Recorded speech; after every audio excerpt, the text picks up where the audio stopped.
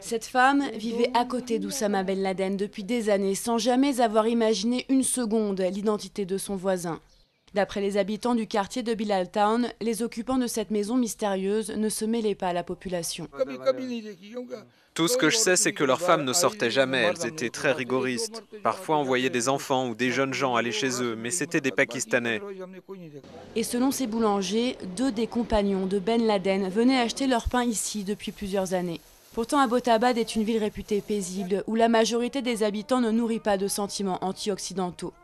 Mais certains voyaient en Ben Laden le principal opposant idéologique aux États-Unis, comme ce retraité de l'armée qu'il l'aurait bien volontiers accueilli chez lui. Pourquoi il devrait vivre dans des grottes, dans les montagnes?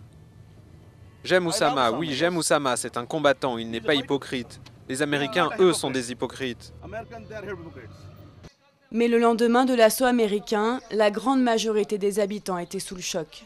Pour beaucoup d'entre eux, il est impossible que l'homme le plus recherché au monde ait vécu ici si longtemps sans que personne ne s'en aperçoive. Oussama Ben Laden ne se déplaçait jamais parce que nous nous connaissons tous ici. Vous voyez tous ces visages, je connais tous ces habitants d'Abbottabad. Il n'y avait pas d'étrangers. C'est une garnison militaire ici. Quand vous arrivez au milieu de la nuit, ils vous demandent toujours votre carte d'identité. Ils vous demandent d'où vous venez.